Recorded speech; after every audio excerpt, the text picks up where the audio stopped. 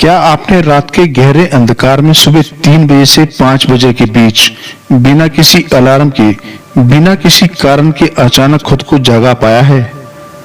कुछ लोग इसे बेचैनी कहते हैं, कुछ इसे तनाव का नाम देते हैं, लेकिन अगर मैं आपसे कहूं कि ये कुछ और भी महान हो सकता है। ये समय, ये पवित्र क्षण कोई संयोग नहीं है, ये बुलावा है, दिव्य फुसफुसाहट, रात की गहराई में एक आवाज। यह वह पल है जब स्वर्ग और पृथ्वी के बीच की दूरी थोड़ी कम हो जाती है, जब बाप को एक चुनाव करने का अवसर मिलता है। या तो आप वापस सो जाएं या फिर जागकर किसी महान चीज का हिस्सा बने। इसलिए यदि आप इस समय जागते हैं तो इसे व्यर्थ न जाने दें। क्या आपने कभी रात के सन्नाटे में बिना किसी कारण के अपनी आंखें खुलती हुई पाई हैं? चारों ओर शांति होती है, लेकिन आपके अंदर एक अजीब सी जागरूकता उत्पन्न होती है। ना कोई अलार्म बजा, ना कोई शोर हुआ, फिर भी आप जागे हुए हैं और आप कुछ महसूस करते हैं, कुछ गहरा, कुछ अनजाना, कुछ हलचल भरा। कुछ लोग इसे संयोग मानते हैं तो कुछ इसे बेचैन रात या परेशान मन का नतीजा कहते हैं। अन्य इसे तनाव, चिंता या दिमाग का अत्यधिक सक्रिय होने का कारण बताते हैं, जो दिन भर की घटनाओं को समेटने की कोशिश कर रहा होता है। लेकिन क्या हो अगर ये उस सब से अधिक हो? क्या हो अगर ये जागना कोई दुर्घटना नहीं, बल्कि एक आमंत्रण हो? रात के इन घंटों में कुछ पवित्रता होती है। दिन में जीवन बहुत तेज गति से चलता है, हर तरफ व्याकुलता और शोर होता है। लेकिन इस सुबह से पहले के सन्नाटे में, जब दुनिया अब भी सो रही होती है, तब एक क्षण होता है, एक ऐसा क्षण जब स्वर्ग और पृथ्वी का फासला थोड़ा कम लगता है। समय मानो जैसे थम सा जाता है और आत्मा उन चीजों को सुन सकती है जिन्हें दिन के कोलाहल में नहीं सुन पाती। शास्त्रों में हम पाते हैं कि रात के प्रहरी समय में ही विश्वास से भरे लोगों ने परमेश्वर से प्रार्थना की, मार्गदर्शन मांगा, उत्तर ढूंढे और अपनी आत्मा को बल देने के लिए पुकारा। इन्हीं पलों में भविष्यद्वक्ताओं को दर्शन मिले और हृदय एक उच्च उद्देश्य की ओर प्रेरित हुए। आज भी विभिन्न संस्कृतियों और परंपराओं में इस समय को आध्यात्मिक जागरण का समय माना जाता है। एक ऐसा समय जब अलौकिक शक्तियां अधिक सक्रिय होती हैं, जब मन अधिक खुला होता है और जब आत्मा दिव्य फुसफुसाहट को अधिक ग्रहणशील होती है। क्यों जागते हैं इतने लोग इस समय? ऐसा क्यों है कि इतनी बड़ी संख्या में लोग इस समय अचानक जाग जाते हैं? क्या यह संभव है कि हमारे भीतर कुछ ऐसा है जो सुना जाना चाहता है? दिन भर के शोरगुल से मुक्त मन को पहली बार चिंतन करने का अवसर मिलता है। दिन में ढोए गए बोझ अब अधिक स्पष्ट दिखने लगते हैं। हमारे भय, संदेश, प्रश्न, वे सब कुछ जो हमने दबा रखा था, अब सतह पर आने लगते हैं। और इस क्षण अंधकार के समय में हमारे पास एक चुनाव होता है। अधिकांश लोग जब इस समय जागते हैं तो दो चीजें करते हैं। या तो वे फिर से सोने की कोशिश करते हैं या फिर अपने फोन को उठाकर बिना किसी उद्देश्य के स्क्रीन स्क्रॉल करने लगते हैं, जिससे वे शांति को भर सकें। लेकिन अगर हम इस क्षण से भागने की बजाय इसे अपनाएं तो क्या होगा? क्या होगा अगर ये जागरण कोई बाधा नहीं बल्कि एक उपहार है? इस समय में कुछ ऐसा है जो ध्यान देने योग्य है। यही वह समय है जब विचार सबसे अधिक स्पष्ट होते हैं, जब आत्मा सबसे अधिक संवेदनशील होती है। यही वह समय है जब लोग अचानक पुरानी बातें याद करने लगते हैं।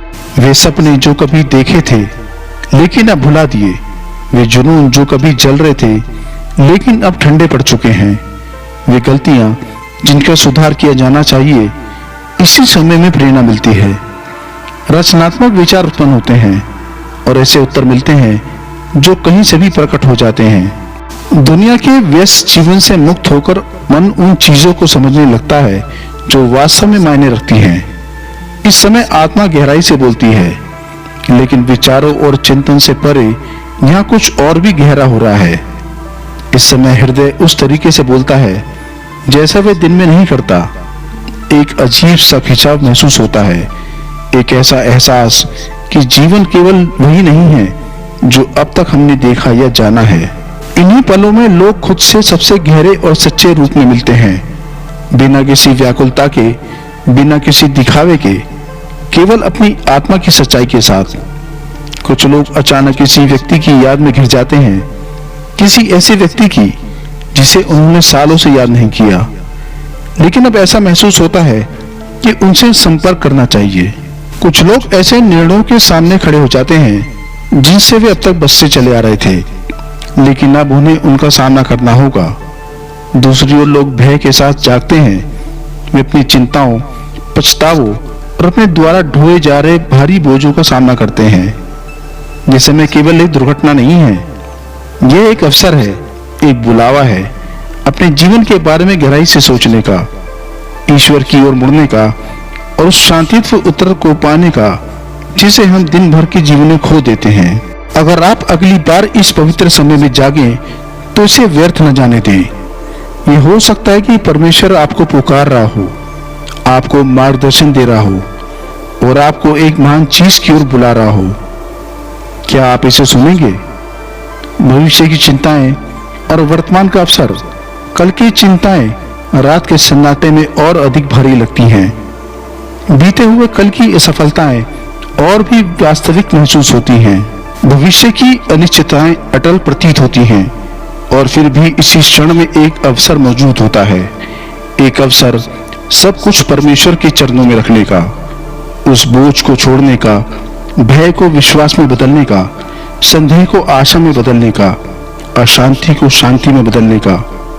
यह समय केवल शारीरिक रूप से जागने का नहीं, बल्कि आत्मिक रूप से जागने का भी है।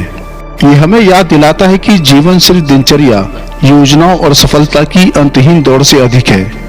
यह हमें याद दिलाता है कि कुछ और भी गहरा है, कुछ ऐसा जो अदृश्य है लेकिन अनदेखा नहीं किया जा सकता। कुछ इसे अंतर्ज्ञान कहते हैं, कुछ इसे दिव्य मार्गदर्शन कहते हैं, लेकिन इसे चाहे जो भी नाम दिया जाए, सत्य यही है कि ये क्षण व्यर्थ नहीं है। इतिहास में देखें तो कुछ सबसे महान रहस्य उद्घाटन, सबसे शक्तिशाली अंतर्दृष्टियां, सबसे परिवर्तनकारी क्षण सुबह से शुरुआती घंटों की निस्तब्धता में आए हैं। इसी समय में लोगों को तब मार्गदर्शन मिला जब वे भटके हुए थे। इसी समय में एक युद्ध लड़े गए, न तलवारों से बल्कि प्रार्थना से, समर्पण से और एक अटल संकल्प से कि वे उठेंगे और एक नया मार्ग अपनाएंगे। इसी समय में जीवन बदल गए हैं। इसलिए जब अगली बार आप सुबह के इन घंटों में जागें तो इसे अनदेखा ना करें, इसे हल्के में ना लें। शांत रहें, सुने, अपने हृदय की खोज करें। हो सकता है कि ये क्षण, ये समय केवल संयोग ना हो, बल्कि एक जागरण हो। उद्देश्य के साथ संग्रहित होना, जीवन का उद्देश्य कोई ऐसी चीज नहीं है जो हमें संयोगवश मिल जाए। ये कोई पहले से लपेट कर दी जाने वाली वस्तु नहीं है जिसे बस हमें खोलना हो। उद्देश्य कुछ ऐसा है जिसमें हम धीरे धीरे बढ़ते हैं, जिसे हम संघर्ष, कठिनाइयों, स्पष्टता के क्षणों और संदेह के द्वारों के माध्यम से खोजते हैं। फिर भी हर व्यक्ति के भीतर उद्देश्य का बीज होता है, एक बुलावा, एक कारण, एक रास्ता जिस पर उसे चलना है। कुछ लोग इसे जीवन के आरंभ में ही पहचान लेते हैं, जबकि कुछ लोग इसे खोजने में वर्षों, यहाँ तक कि दशकों लगा देते हैं। हम एक ऐसे संसार में रहते हैं जो हमें निरंतर अलग अलग दिशाओं में खींचता रहता है। अपेक्षाएं, दायित्व, विचलन, हर एक शक्ति हमारे निर्णयों को आकार देने की कोशिश करती है, हमारे जीवन की दिशा को निर्धारित करने की कोशिश करती है। बचपन से ही हमें सिखाया जाता है कि सफलता कैसी दिखती है, कौन सा मार्ग अपनाना चाहिए, कौन से सपने स्वीकार्य हैं। और इस प्रकार बहुत से लोग जीवन में अपने सच्चे उद्देश्य के साथ नहीं, बल्कि दूसरों की अपेक्षाओं के साथ संरेखित होकर चलते हैं। वे नौकरियां करते हैं जिन्हें वो पसंद नहीं करते, जीवन जीते हैं जो उन्हें संतुष्टि नहीं देते, ऐसी चीजों का पीछा करते हैं जो अंततः उन्हें खाली छोड़ देती हैं। वे सीढ़ियां चढ़ते जाते हैं केवल ये महसूस करने के लिए कि वे गलत दीवार के सहारे चढ़ रहे थे। फिर भी इस पूरी आपाधापी के बीच एक मूक आवाज होती है जो कभी पूरी तरह से नहीं जाती। ये आवाज हमें एकांत के क्षणों में फुसफुसाती है। ये बेचैनी के माध्यम से बोलती है, असंतोष के माध्यम से बोलती है, उस अटल एहसास के माध्यम से बोलती है कि कुछ और भी है।